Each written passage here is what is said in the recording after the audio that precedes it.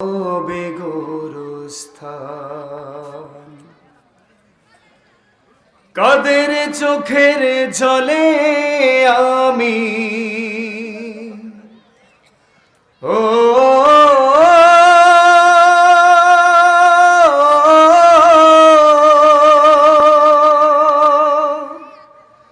কাদের চোখের জলে আমি পাব পরিত্রাণ। কোন জমিনে মাটি আমার হবে গোরস্থান। আমাদেরকে পয়দা করে দুনিয়াতে পাঠানো হলো, কি উদ্দেশ্যে আল্লাহ আমাদেরকে দুনিয়াতে পাঠালেন? কোরআনুল কারীমের 51 নম্বর সূরা সূরাতুয যারিয়াতে 56 নম্বর আয়াতে আল্লাহ সেই কথা বললেন, ওয়া মা খালাকাতুল জিন্না ওয়াল ইনসা ইল্লা লিয়াবুদুন। I didn't create the jinn kind and mankind except my worship. আল্লাহ তাআলা বলছেন, আমি জিন আর মানব জাতিকে আমার গোলামি ছাড়া, আমার দাসত্ব ছাড়া অন্য কিছুর জন্য সৃষ্টি করি নাই। তাহলে আমাদেরকে সৃষ্টি করা হয়েছে, পয়দা করা হয়েছে কার গোলামের জন্য? দেখেন আল্লাহর উপরে মানুষ জুলুম করে কিভাবে।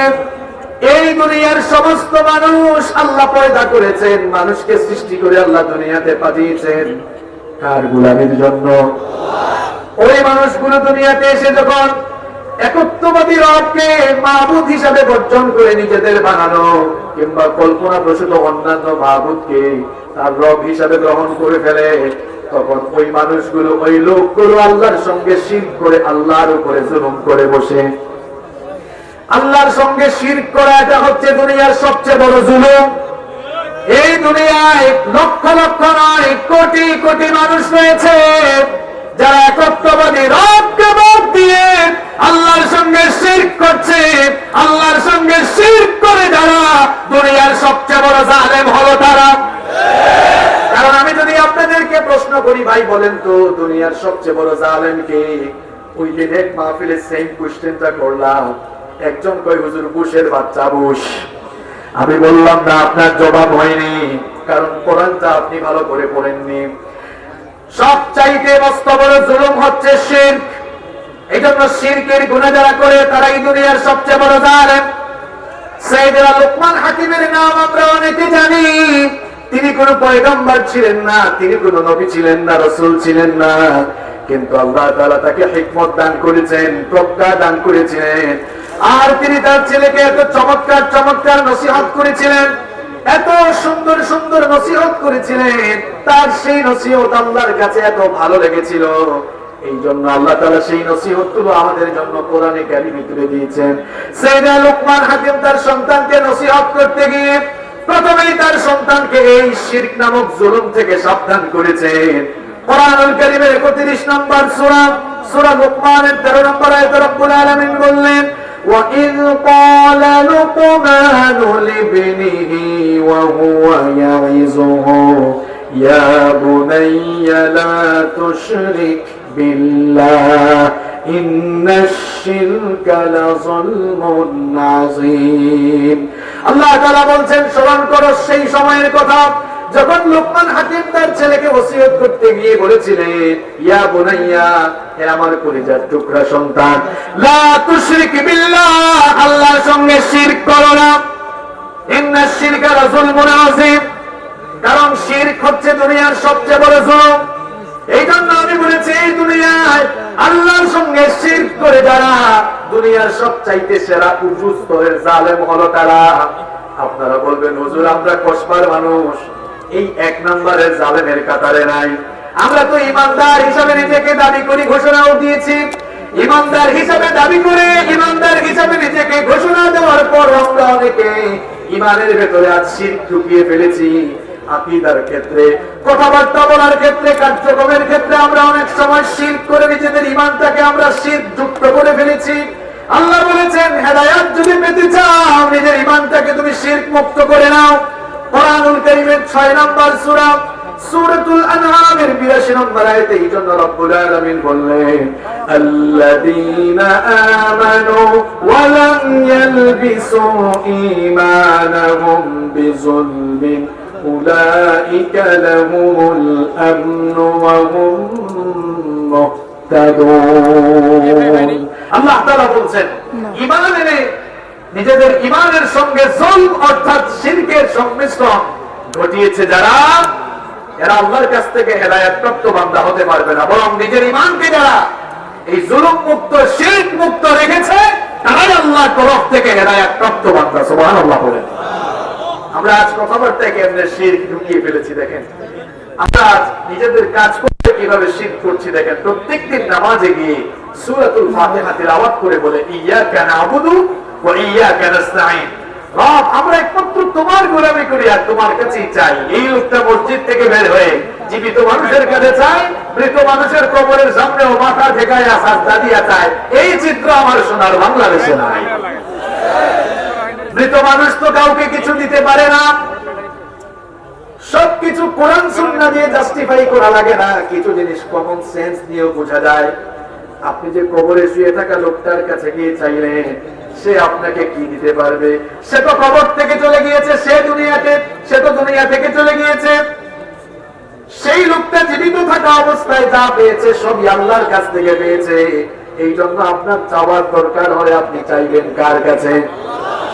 আরে আজ আমাদের দেশে কবর নিয়ে রীতিমতো ব্যবসা শুরু হয়েছে, কবর নিয়ে ব্যবসা শুরু হয়েছে। কবরকে বাজার বানায়া এরপরে সেখানে টাকা দেওয়া হচ্ছে, পয়সা দেওয়া হচ্ছে, গরু ছাগল উট এরকম বিভিন্ন ধরনের পশু মানত করা হচ্ছে, সোনা দানা দেওয়া হচ্ছে। এই চিত্র মনে হয় আমার সোনার বাংলাদেশে নাই। কিছুদিন আগে গিয়েছিলাম, ঘটনা একটা মনে পড়ছে, বলবো? বাগেরহাট থেকে ফিরছিলাম, আপনারা জানেন সেখানে 7 গম্বুজ মসজিদ আছে, খান জাহান আলী রহমতুল্লাহ আলাইহির কবরও সেখানে আছে না নাই? আমি তার পাশ দিয়ে আসতে ভাবলাম আল্লাহর ওলির কবরের পাশ দিয়ে যাচ্ছে, একটু জিয়ারত করে যাই। যাই যে মাজারের খাদেম যারা আছে আর এটাকে ব্যবসার পুঁজি বানিয়ে যারা ব্যবসা করছে তাদের গুদামের ভেতরে যাচ্ছে। এই তো আজকে আমাদের সমাজে বাস্তবতা, ঠিক কিনা বলেন? আমার বাড়ি সিলেটে শাহজালাল রহমতুল্লাহ আলাইহির মাজার রয়েছে। সেখানে কত মানুষ দেখলাম টাকা দিচ্ছে, পয়সা দিচ্ছে, ডেক ভর্তি হয়ে যাচ্ছে। আমি জিজ্ঞেস করলাম একজনকে, রাতের বেলা আল্লাহর ওলি শাহজালাল রহমতুল্লাহ আলাইহি তিনি মনে হয় কবর থেকে উঠে টাকা পয়সা সব নিয়ে তারপর কবরে চলে যায়, তাই না? এগুলো যায় কোথায়? কোথায় যায় এগুলো? টাকা দিতে মন চায়, মাদ্রাসা মসজিদ চোখে পড়ে না, এতিমখানা চোখে পড়ে না। ঘরের পাশে কত মানুষ অসুস্থ, দিনের পর দিন চিকিৎসা করাতে পারে না, আপনি বুঝি তার পাশে দাঁড়াতে পারেন না। আপনি যাচ্ছেন ওখানে গিয়ে গরু ছাগল টাকা পয়সা দিচ্ছেন। যেই লোক দুনিয়া থেকে চলে গিয়েছে তার তো টাকা পয়সা গরু ছাগলের দরকার নাই।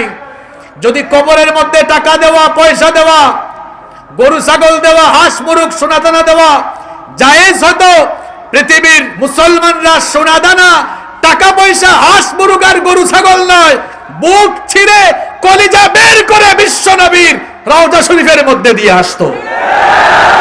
কবরে টাকা দেওয়া, পয়সা দেওয়া, মান্নাত করা, আগরবাতি দেওয়া, হাঁস মুরগ দেওয়া, সোনাদানা দেওয়া, টাকা দেওয়া, পয়সা দেওয়া হারাম, হারাম, শিরক, শিরক এবং শিরক। সোজা কথা, ঈমানটাকে শিরক মুক্ত করেন আপনি। কথা বলার সময় তো মুখে লাগাম। এখানে একাডেমিক কথা চলছে, পয়েন্ট ভাই পয়েন্ট কথা চলছে, একটু জিনিস নিয়ে যান আপনি। ওয়ামাল্লাম ইয়াহকুম বিমা আনজালাল্লাহু ফাউলাইকা হুমুজ জালিমুন। আল্লাহ বলছেন এই আইনের কিতাব দিয়ে যারা ব্যক্তি জীবন, পরিবার, সমাজ, রাষ্ট্র, এক কথায় জীবন পরিচালনার সামগ্রিক দিক এবং বিভাগে যারা এই কোরআনকে অনুসরণ করে না, মোল্লা বলছে না, আল্লাহ বলছেন ফাউলাইকা হুমুজ জালিমুন, এরা হচ্ছে জালেম। আর আল্লাহর আইন যেখানে থাকবে না সেখানে কিন্তু সুবিচার থাকবে না, অবিচার হবে, এটা 100% নিশ্চিত কথা। আজ আমরা আল্লাহর আইন দিয়ে বিচার ফয়সালা করি না বলে বিচারের বাণী নীরবে নিভৃতে কেঁদে কেঁদে মরছে। ন্যায় বিচার থেকে বঞ্চিত হয়ে আজ চতুর্দিকে আজ অবিচার কায়েম হয়ে যাচ্ছে। অথচ দেখেন আল্লাহর নবী কোরআন দিয়ে ন্যায় বিচার করতেন বলে সেই স্বর্ণালী সমাজে কোনো মানুষ ন্যায় বিচার থেকে বঞ্চিত হতো না। আমার নবীর বিচারের কায়দা কানুন কেমন দেখেন, একটা ঘটনা শোনাই আপনাদেরকে। একবার মাখজুমা গোত্রের সম্ভ্রান্ত একজন নারী চুরি করে ধরা পড়লেন। এই মহিলা চুরি করে ধরা পড়ার পর সাহাবায়ে কেরাম একত্রিত হয়ে তারা পারস্পরিক পরামর্শ করছেন, একজন আরেকজনকে বলা বলি করছেন। মহিলা তো বড় সম্ভ্রান্ত বংশের মহিলা, নবীজি তো এই চুরির বিচার করার সময় কোরআনের আইনকেই ফলো করবেন। আর কোরআনের আইন হলো ওয়াসসারিকু ওয়াসসারিকাতু ফাকতাউ আইদিয়াহুমা। চোর যদি পুরুষ কিংবা নারী হয়, যেই হোক না কেন, প্রমাণিত হলে হাত কেটে দাও। এখন সাহাবায়ে কেরাম পারস্পরিক পরামর্শ করছেন, সম্ভ্রান্ত বংশের এই মহিলার ব্যাপারে যদি নবীজি হাত কাটার রায় দিয়ে দেন, তাহলে ওই বংশের মান ইজ্জত থাকবে না। এই জন্য সাহাবায়ে কেরাম পরামর্শ করছেন, নবীজির কাছে পরামর্শ নিয়ে সুপারিশ নিয়ে যাওয়া দরকার। নবীজি যেন বিচার ফয়সালার সময়, রায় দেওয়ার সময় এই মহিলার বেলায় যেন রায়টা একটু কমায়া দেন। কিন্তু কে নবীজির কাছে যাবেন, কারো সাহস হচ্ছে না। অবশেষে সাহাবায়ে কেরাম পরামর্শ করে উসামা ইবনু যায়েদ রাদিয়াল্লাহু আনহুকে বললেন, ওগো উসামা, তোমাকে তো নবীজি বড় মহব্বত করেন, ভালোবাসেন, সুতরাং তুমি নবীজির কাছে সুপারিশ নিয়ে যাও। নবীজি যেন বিচার করার সময়, ফয়সালা রায় দেওয়ার সময় যেন ওই মহিলার বেলায় যেন একটু রায়টা শিথিল করে দেন। উসামা ইবনু যায়েদ রাদিয়াল্লাহু আনহু সবার পরামর্শ ক্রমে নবীজির কাছে গেলেন। নবীজির কাছে গিয়ে যখন তিনি এই সুপারিশ করলেন, মহিলার ব্যাপারে যেন রায়টা শিথিল করা হয়, এই কথা শোনা মাত্রই নবী করিম সাল্লাল্লাহু আলাইহি ওয়াসাল্লামের এমন পরিস্থিতি হলো, সাত আসমান যেন তার মাথার উপরে ভেঙে পড়ার উপক্রম হয়ে গেল। সঙ্গে সঙ্গে নবীজি মিম্বরে দাঁড়িয়ে সাহাবীদের সামনে বক্তব্য রাখলেন। নবীজি বললেন, আমার সাহাবীরা ভালো করে শোনো, তোমরা আজ একজন অপরাধীর জন্য আমার কাছে সুপারিশ নিয়ে এসেছো। ভালো করে শোনো, ওই অপরাধী মহিলা চুরি করে ধরা পড়েছে।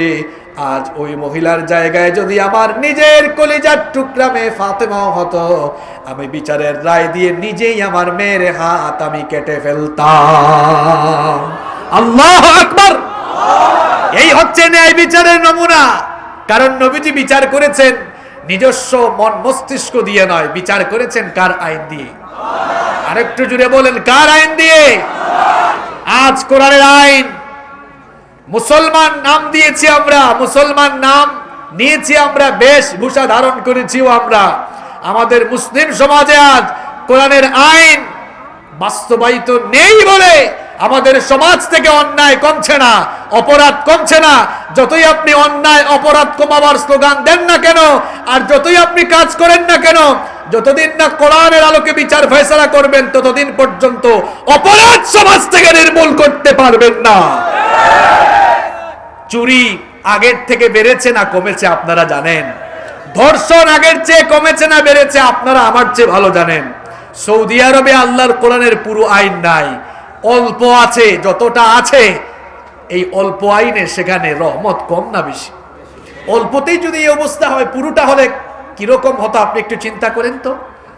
ধর্ষণ হয়েছে 2003 সালে, 2022 সালে এখনো রায় হয় নাই। আমি গত মাসে ইন্ডিপেন্ডেন্ট টেলিভিশনে একটা নিউজ দেখলাম, কোন একজন মডেল, তার নামও আমার মনে নাই, 2003 সালে তাকে হত্যা করা হয়েছিল, 21 সালেও তার রায় হয় নাই। কোরআনের বিচার নেই বলে আজ ধর্ষণকারীরাও বুক ফুলিয়ে ঘুরে বেড়াচ্ছে। এজন্য আমি বলি, আমি চ্যালেঞ্জ করছি, একটা বিচার, একটা ধর্ষণের বিচার কোরআন দিয়ে করে দেখেন। এক বিচার দেখে এই সমাজে, এই দেশে যতগুলো লুচ্চা আর বদমাশ রয়েছে জনমের মতো সাইজ হয়ে যাবে। একটা চুরির বিচার কোরআন দিয়ে করে দেখেন, একটা চুরির বিচার কোরআন দিয়ে বাস্তবায়িত করুন। দেশে যতগুলো শেষরা চোর আর চামার রয়েছে, এক বিচার থেকে তারের মতো সোজা হয়ে যাবে। কোরআনের বিচার নাই।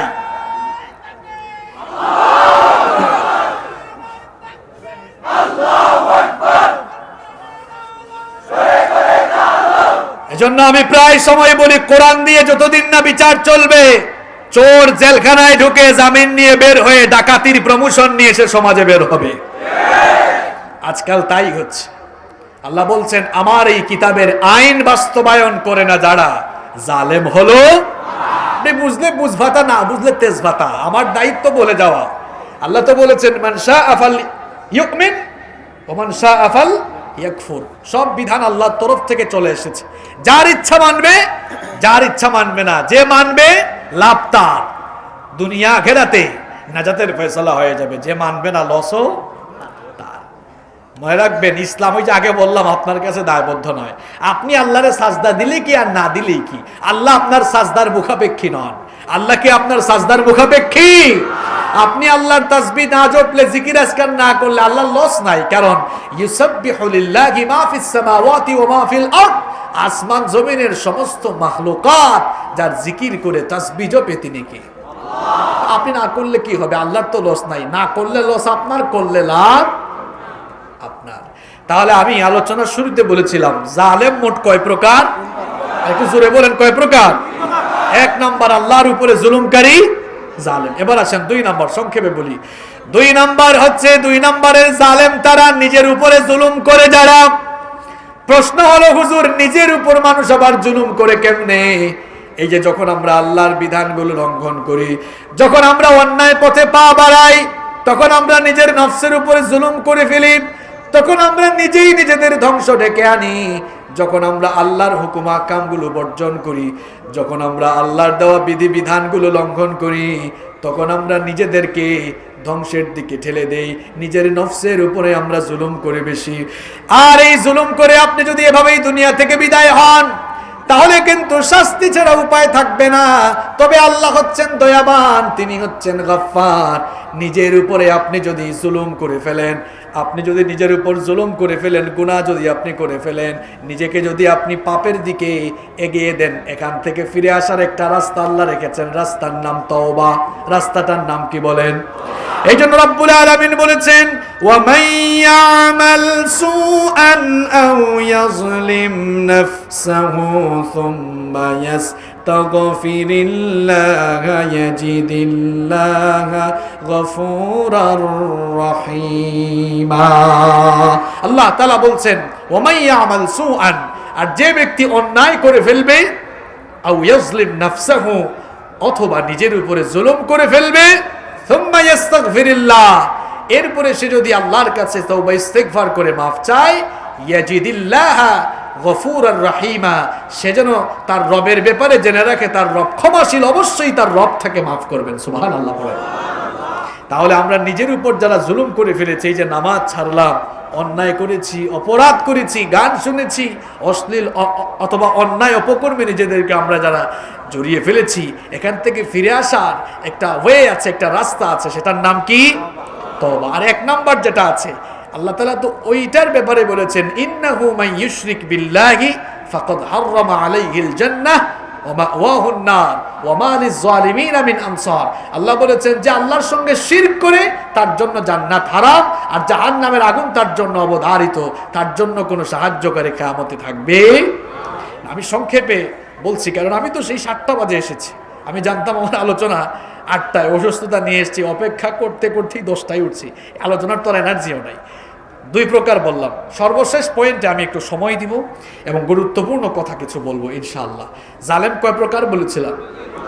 একটু রিপিট করি। 1 নাম্বার আল্লাহর উপর জুলুমকারী জালেম। 2 নাম্বার নিজের উপর জুলুমকারী জালেম। 3 নাম্বার আল্লাহর সৃষ্টি এবং মানুষের উপরে জুলুমকারী জালেম। এবার আসেন মানুষের উপর আমরা জুলুম করছি কিভাবে? আপনি শুধু আরেকজনকে ধইরা পিটাইলে বা জেলখানায় ঢুকাইলে আপনি তারে জালেম বলেন, আর নিজেই যে বড় জালেম এর খবর কিন্তু নাই। আপনি যখন কারো নামে গীবত করেন, যার নামে গীবত করলেন তার উপরে জুলুম করলেন। মিলান এবার। এই যে আপনি গীবত করছেন, যে ভাইটার গীবত করলেন তার উপরে জুলুম করে বসলেন। এরপরে আমরা চুগলখুরি করি। অবশ্য কসবাতে চুগলখুরি একদমই নাই।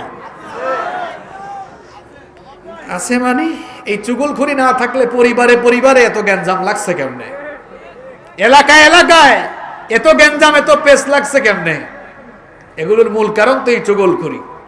এই যে আপনি গীবত করলেন, চুগলখুরি করলেন, আপনি ওই ভাইয়ের উপর জুলুম করে ফেললেন। আর মনে রাখবেন মানুষের উপরে জুলুমের পরিণাম বড় ভয়াবহ। আপনি গুনাহ করে ফেলেছেন, পাপ করে ফেলেছেন, তওবা করলে যদি সেটা হাক্কুল্লাহ হয়, হক হচ্ছে দুই প্রকার। এক নাম্বার হাক্কুল্লাহ, আল্লাহর হক, আর দুই নাম্বার হচ্ছে হাক্কুল ইবাদ, বান্দার হক। আল্লাহর হক কি? আপনি আল্লাহর ইবাদত করতে গিয়ে কোথাও কোনো ভুল ত্রুটি করে ফেলেছেন, এটা যার সাথে সংশ্লিষ্ট তিনি হচ্ছেন আল্লাহ পাক।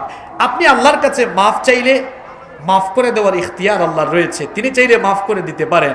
কিন্তু আপনি যে মানুষের হক নষ্ট করেছেন, আপনি যে অন্যায়ভাবে অনেকের জায়গা জমি দখল করেছেন, ক্ষমতা পেয়ে আপনি যে চাঁদাবাজি করেছেন, আপনি যে টেন্ডারবাজি করেছেন, এরপরে জনগণের হক মেরে খেয়েছেন, তারপরে আপনি অন্যায়ভাবে মানুষের নামে মামলা দিয়ে তাকে কারাবন্দী করে রেখেছেন, এই যে আপনি তার উপরে জুলুম করে বসেছেন, তওবা করলেও আল্লাহ আপনাকে মাফ করবে না ততক্ষণ, বান্দার হক বান্দার কাছে ফিরিয়ে দিবেন না যতক্ষণ, অথবা বান্দার কাছে মাফ চাইবেন না যতক্ষণ। তওবা কবুলের 5টা শর্ত আছে। কয়টা শর্ত? ভালো করে বুঝেন। 1 নাম্বার, নিজে পাপী এটা স্বীকার করা। 2 নাম্বার, পাপের জন্য লজ্জিত হওয়া। 3 নাম্বার, এই পাপ আর করবে না, আল্লাহর সঙ্গে ওয়াদা করা। এরপরে 1 নাম্বার নিজে পাপী স্বীকার করা, 2 নাম্বার পাপের জন্য লজ্জিত হওয়া, 3 নাম্বার পাপের জন্য আল্লাহর কাছে মাফ চাওয়া, 4 নাম্বার এই পাপ করবে না, আল্লাহর সঙ্গে ওয়াদা করা। আর এই 5 নাম্বার শর্তটাই সবচেয়ে বেশি গুরুত্বপূর্ণ, সেটা হচ্ছে বান্দার হক নষ্ট করলে বান্দার কাছে তা ফিরিয়ে দেওয়া অথবা তার কাছ থেকে মাফ চেয়ে নেওয়া। ভালো করে শুনে রাখুন, বান্দার হক নষ্ট করে, অবৈধভাবে মানুষের জায়গা জমি দখল করে, চাঁদাবাজি করে, লুণ্ঠন করে, টেন্ডারবাজি করে, ডাকাতি করে, অন্যায়ভাবে মানুষের উপরে রাহাজারি করে, মামলা দিয়ে কারাবন্দী করে, এই রকম মানুষের হক নষ্ট করে কাবা শরীফে গিয়ে কাবা ঘরের ইমামের কাছে তওবা করলো, তওবা কবুল হবে না ততক্ষণ, বান্দার হক বান্দাকে ফিরিয়ে দিবেন না যতক্ষণ, অথবা বান্দার কাছে মাফ চাইবেন না যতক্ষণ। আরে বাপ রে বাপ, হাজী সাহেব হজ করে ফেলছে, ওইদিকে নিজের বাপকে চিকিৎসা না করাইয়া মেরে ফেলছে, এমন ঘটনাও বাংলাদেশে ঘটছে। নিজের বাপের সম্পত্তি তাড়াতাড়ি হস্তগত করার জন্য চিকিৎসা না করে নিজের বাবাকে হত্যা করে ফেলেছে, এমন ঘটনাও বাংলাদেশে ঘটেছে। দেখেন আমরা মানুষের উপর জুলুম করছি কিভাবে। তাহলে শোনেন, মানুষের উপর জুলুম এটা কিন্তু বড় মারাত্মক জিনিস, আগেই বলেছি। এটা তার কাছে ফিরায় না দিলে অথবা তার কাছে মাফ না চাইলে আল্লাহ আপনাকে মাফ করবে। আপনি গীবত করবেন না, কারণ গীবত করা মানে যার গীবত করলেন তার উপর জুলুম করে বসলেন। আজ আমাদের গ্রামে গ্রামে এলাকায় এলাকায় যে চায়ের টঙের দোকানগুলো আছে, আমি এগুলোর নাম দিয়েছি সেকেন্ড পার্লামেন্ট। এটা বাংলাদেশের 2য় সংসদ। ওখানে দোকানদার সবসময় স্পিকারের ভূমিকায় থাকে, আর চা খুররা যারা চা খেতে আসে তারা সাংসদের ভূমিকায় অবতীর্ণ হয়ে চা খোররা চা খায়, আর কোথায় কে কি করছে এটা নিয়ে আলোচনা সমালোচনা, গীবত আর চগলখুরির ঝড় উঠায়। এগুলো অবশ্য কসবায় নাই, সব আল্লাহর ওলি। এই যে এগুলো করছে যারা, মানুষের উপর জুলুম করে তারা। এরপরে আমরা অনেক সময় মানুষকে তুচ্ছ তাচ্ছিল্য করে কথা বলার অভ্যাস আছে না নাই? টিটকারি করে। একজন ভাই মোটা, কয় কিরে মোটকা, একটু চিকন, কয় করে কিরে চিকনা, আছে এরকম। একটু সহজ সরল মানুষ, এই জন্য তাকে টিটকারি করে বলে কিরে আবুল, হে মফিজ, বলে এরকম বলে। আপনি হয়তো এগুলোকে ফান হিসাবে নিচ্ছেন, কিন্তু না, এটাকে ফান হিসাবে নিয়েন না। এই যে আপনি মানুষকে তুচ্ছ তাচ্ছিল্য করে কথা বলেন, এইটাও তার উপরে জুলুম। এটা করতে কোরআনে নিষেধ করেছেন কে? সূরা হুজুরাত আপনি পড়ে দেখেন, আল্লাহ তাআলা বলেছেন, ইয়া আইয়ুহাল্লাযীনা আমানু লা يسخر قوم من قوم عسى أن يكونوا خيرا منهم ولا نساء من نساء عسى أن يكن خيرا منهن। আল্লাহ তাআলা বলছেন, হে বিশ্বাসীরা, হে ঈমানদারেরা, তোমরা কোন সম্প্রদায়কে নিয়ে ঠাট্টা উপহাস করো না, কেউ কাউকে নিয়ে উপহাস করো না। আপনি কাউকে নিয়ে তুচ্ছ তাচ্ছিল্য উপহাস করে কথা বলা মানে তার উপরে জুলুম করে ফেলা। এরপরে আমরা অনেকের নাম বিকৃত করে ডাকার অভ্যাস আছে। বাবা নাম রেখেছে জামাল উদ্দিন, কয় কিরে জামাইল্লা। বাপ নাম রেখেছে কামাল উদ্দিন, কয় কিরে কামাইল্লা। আছে, এরকম আছে।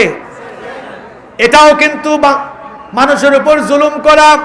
এই যে আপনি মানুষের নাম বিকৃত করে ডাকেন, এইটাও আপনি তার উপর জুলুম করে ফেললেন। রেফারেন্স কি? আল্লাহ কোরআনে বললেন, ওয়ালা তানাবাজু বিল আলকাব বিসাল ইসমুল ফুসুক বাদাল ঈমান ওয়া মান লাম ইয়াতুব ফাউলাইকা হুমুজ জালিমুন। আল্লাহ তাআলা বলছেন, ওয়ালা তানাবাজু বিল আলকাব, মানুষকে মন্দ নামে ডেকো না, নাম বিকৃত করে ডেকো না। বিসাল ইসমুল ফুসুক বাদাল ঈমান, ঈমান আনার পরে মানুষকে নাম বিকৃত করে ডাকা এটা জঘন্য অপরাধ। ওয়া মান লাম ইয়াতুব ফাউলাইকা হুমুজ জালিমুন, এই কাজ করে যারা তওবা না করে বিদায় হবে, আল্লাহ বলছেন ফাউলাইকা হুমুজ জালিমুন, এরা আল্লাহর কাছে জালেম হিসাবে বিবেচিত হবে। তাহলে আপনি মানুষের নাম বিকৃত করে ডাকা মানে তার উপরে কি করে বসলেন? জুলুম করে বসলেন। বাহিরের জুলুম নিয়ে আলোচনা করে কি লাভ? আজকে ঘরের ভিতরেই জুলুম চলে। আপনি বাবা হয়ে মা হয়ে নিজের সন্তানের উপরে জুলুম করে বসেছেন। মাহফিলের এই সুন্দর পরিবেশটা আমার মনে হয় নষ্ট হতো না, কারণ প্রাকৃতিক প্রয়োজনের চাপ এটা ওয়াজ দিয়েও আটকায়া যায় না, এটা আমরাও বুঝি। এজন্য মাহফিল কমিটির ভাইদের উচিত ছিল টাইম মেনটেন করা। এখানে যারা বসছে দীর্ঘক্ষণ হয়ে গেছে, গরমের দিন না, এটা শীতের দিন। তো এই শীতের দিনে মানুষ ঘামায় না, প্রাকৃতিক প্রয়োজন আছে, ওইটার চাপ বড় চাপ, এটা চাপ মারলে ওয়াজ দিয়েও আটকানো যায় না। তো যাই হোক, আমি বলছিলাম, শোনেন, ভালো করে শোনেন, পরিবারের ভেতরে জুলুম চলছে। বাবা হয়ে নিজের সন্তানের উপর আপনি জুলুম করছেন। আপনি বলবেন কিভাবে হুজুর জুলুম করলাম? আপনি আপনার সন্তানের যে হকগুলো ছিল এই হকগুলো আপনি আদায় করেননি। সন্তানের হক আদায় না করা এর অর্থ হলো সন্তানের উপর জুলুম করে বসা। আমরা বাংলাদেশের বিভিন্ন জায়গায় মাহফিলে গেলে অনেক বাবারা বলেন, হুজুর আজকে মা বাবার খেদমতের উপর একটু ওয়াজ করেন, আমাদের ছেলেমেয়েরা আমাদের কথা শোনে না। তো আমিও প্রায় সময় বলি, গাছ না লাগিয়ে ফলের আশা করা যেমন বোকামি, তেমনি সন্তানকে আদব কায়দা দিন কিংবা সন্তানের হক আদায় না করে ওই সন্তানের কাছ থেকে খেদমতের আশা করাটাও কিন্তু বোকামি। আপনি তো সন্তানের হক আদায় করেননি, তার সুন্দর একটা নাম রাখেননি, নাম রাখার বেলায় আপনি ফাইজলামি করেছেন। ছেলের নাম রেখেছে মিন্টু, পিন্টু, বল্টু, এনে বলে হুজুর এটা আমার ছেলে বল্টু। বললাম ভালোই করছেন, কোন সময় যে আপনি নাট রাখবেন এটা আল্লাহ ভালো জানে। যে নাম রেখেছেন আপনি, ছেলের নাম রাখছে সাগর, এখানে সাগর কেউ থাকলে রাগ করো না। আবার মেয়ের নাম রাখছে নদী, এটা কোনো নাম হইল? সাগর আর আকাশ নাম রেখে হুজুরের কাছেও আবার এনে বলে, হুজুর আমার ছেলের জন্য দোয়া করেন, একটু আলেম বানাতে চাই, হাফেজ বানাতে চাই। বলেন কোনদিন কি শুনছেন কোন হুজুরের নাম হাফেজ মাওলানা সাগর আহমেদ, হাফেজ মাওলানা আকাশ আহমেদ শুনছেন কোনদিন আপনারা? আপনি তো নামের মধ্যে গলত গোঠায় রাখছেন। ছেলের নাম সাগর, মেয়ের নাম নদী।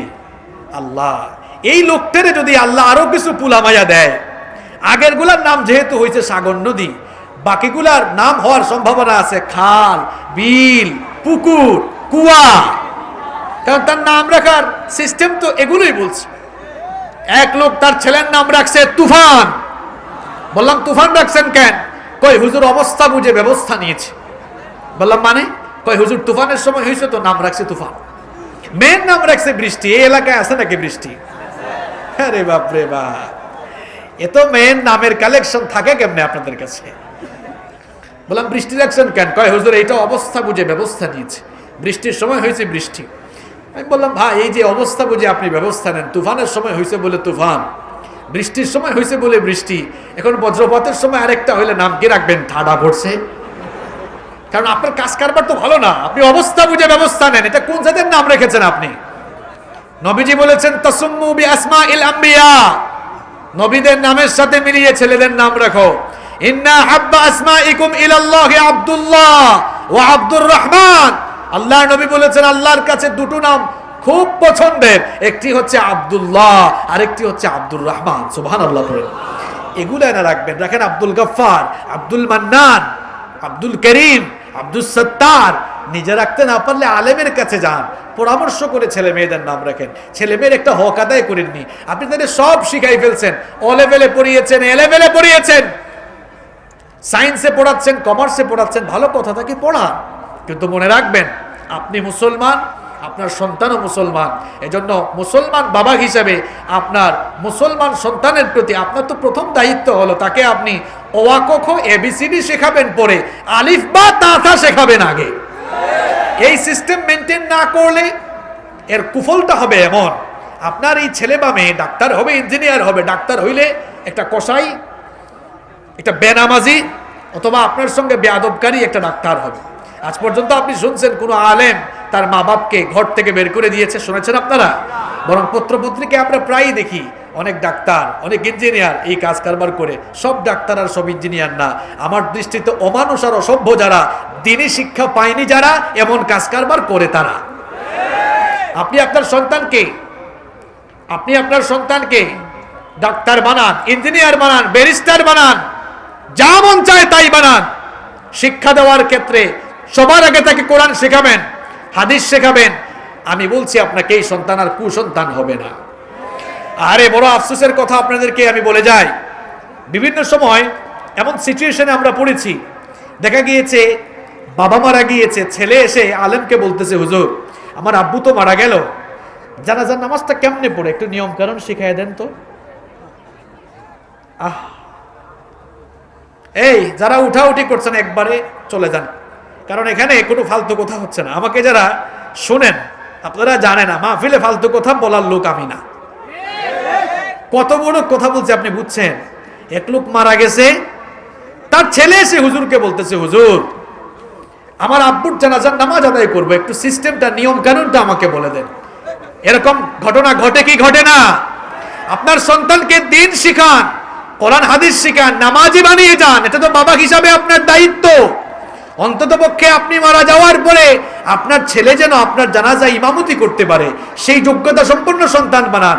আপনার জানাজা ইমামতির জন্য অনেক বড় আলেম হওয়া লাগবে না, আপনার ছেলেটা যদি নামাজ জানে, সে যদি অন্তত বিশুদ্ধ করে কোরআন তেলাওয়াত করতে জানে, নামাজ ঠিকমতো পড়ার কায়দা কানুন যদি জানে, তাহলে সে তো আপনার জানাজায় ইমামতি করার যোগ্যতা রাখবে।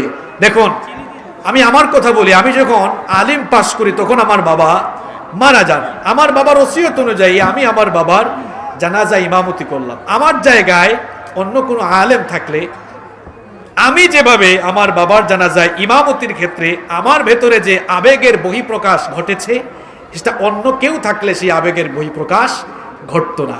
এজন্য নিজেদের সন্তানদেরকে আপনারা সায়েন্সে পড়ান, কমার্সে পড়ান, ও লেভেলে পড়ান, এ লেভেলে পড়ান, কিন্তু সবার আগে তাকে আপনি কোরআন শেখান, হাদিস শেখান, দ্বীনি শিক্ষায় শিক্ষিত করুন। As a father, as a mother, বাবা হিসাবে, মা হিসাবে, ইটস ইউর রেসপন্সিবিলিটি, এটা আপনার দায়িত্ব। আপনি সন্তানের হক আদায় করবেন না, এরপরে হুজুরকে বলবেন হুজুর পিতামাতার খেদমতের ওয়াজ করেন। গাছ না লাগিয়ে গাছের ফল আশা করা যেমন বোকামি, সন্তানের হক আদায় না করে সন্তানের কাছ থেকে খেদমতের আশা করাটাও কিন্তু বোকামি। আসসালামু আলাইকুম। লিল্লাহি তাকবীর। আমি দুঃখিত, আসলে শেখ চলে আসছেন, আমি খেয়াল করিনি। শেখ চলে আসছেন, আমি শেখের সম্মানে ইনশাআল্লাহ শেষ করে দিচ্ছি। এক মিনিট শেখ, ইনশাআল্লাহ শেষ করে দেব। তা আমি বলছিলাম পরিবারের ভেতরে জুলুম চলছে। আপনি বাবা হয়ে, মা হয়ে সন্তানের হক নষ্ট করে জুলুম করছেন। স্বামী হয়ে স্ত্রীর হক আদায় না করে আপনি স্ত্রীর হক নষ্ট করছেন। স্ত্রী যদি স্বামীর হক আদায় না করেন, স্ত্রী হয়ে স্বামীর উপর আপনি এভাবে জুলুম করছেন। এভাবে আমাদের মধ্যে আজ জুলুমের প্র্যাকটিস চলছে, জুলুমের প্র্যাকটিস চলছে। মানুষের উপর তো আপনি জুলুম করবেন না, আল্লাহর কোন সৃষ্টির উপরে, প্রাণীর উপরেও আপনি জুলুম করবেন না। শেখ যেহেতু চলে এসেছেন, ছোট্ট দুইটা ঘটনা শুনিয়ে আমি আমার আলোচনার শেষ দিকে যাচ্ছি। দেখেন ইসলামটা কত সুন্দর, ইসলামের বিউটিটা কেমন আপনি দেখেন। মানুষের উপর তো জুলুম করবেনই না, আপনি কোন প্রাণীর উপরেও জুলুম করতে পারবেন না। দুইটা ছোট্ট ঘটনা শুনিয়ে আমি আমার আলোচনা শেষ করছি। দেখেন বনে ইসরাইলের এক নারী, তার ঘরে একটা বিড়াল ছিল। ওই বিড়ালকে সে খেতে দিত না। আবার ওই বিড়াল যেন ঘর থেকে বের হয়ে অন্য কোনো জায়গা থেকে খাবার সংগ্রহ করতে না পারে, এই জন্য বিড়ালটাকে সে বেঁধে রেখেছে। ওই বিড়ালটা ক্ষুধার যন্ত্রণায়, ক্ষুধার তাড়নায় একটা সময় মারা গেল। আল্লাহর নবী বললেন, এই প্রাণীর প্রতি এই অবিচার, অসদাচরণ করার কারণে আল্লাহ ওই মহিলাকে জাহান্নামে বানিয়ে দিলেন। আরেকটি ঘটনা, ছোট্ট ঘটনা আপনি শুনেন। আল্লাহর নবী বললেন, এক মহিলা পাপিষ্টা এক মহিলা এক কুয়ার পাশ দিয়ে যাচ্ছিল। কুয়ার পাশ দিয়ে যাওয়ার সময় সে দেখলো একটি পিপাসার্ত কুকুর পিপাসার যন্ত্রণায় জিহবা বের করে কাতরাচ্ছে। সে এটা দেখে মহিলার মনে বড় দয়া হলো। মহিলা তার পায়ের মোজা খুলে কিছু একটা দিয়ে বেঁধে ওই মোজাকে কুয়ায় ফেললো। তারপর কিছু পানি সংগ্রহ করে ওই পিপাসার্ত কুকুরকে খাওয়ালো। পিপাসার্ত একটি কুকুরের প্রতি এমন সদাচরণ, এমন দয়াপূর্ণ আচরণ করার কারণে ওই পাপিষ্টা নারীকে আল্লাহ মাফ করে দিলেন। সুবহানাল্লাহ। কি বুঝলেন আপনি?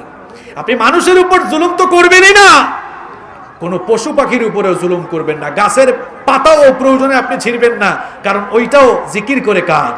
আল্লাহ। প্রয়োজন হলে আপনি গাছ কাটেন, লাকড়ি করেন, আপনি কাঠ বানান, কোনো অসুবিধা নাই। আল্লাহ যেন এই জুলুম থেকে আমাদেরকে হেফাজত করেন।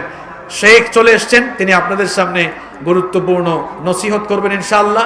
আমি কথা বলেছি 3টি পয়েন্টের উপরে। জালেম 3 প্রকার। 1 নম্বর আল্লাহর উপর জুলুমকারী জালেম, আল্লাহর উপর জুলুম করে তারা, আল্লাহর সাথে শিরক করে যারা। 2 নম্বর নিজের উপর জুলুমকারী জালেম। আর 3 নম্বর আল্লাহর সৃষ্টি এবং মানুষের উপর জুলুমকারী জালেম। নবীজি বলেছেন, ইত্তাকুজ জুলম, জুলম থেকে বিরত থাকো। ফা ইন্না যুলমা যুলুমাতুন ইয়াউমাল কিয়ামা, কারণ কিয়ামতের দিন জুলুমের অন্ধকার হবে বড় ভয়াবহ, জাহান্নাম। আল্লাহ তাআলা আমাদের সকলকে এই জুলম থেকে বাঁচিয়ে রাখুন, ঈমানের পথে চলার এবং ঈমানের পথে চলার, ইসলামের পথে চলার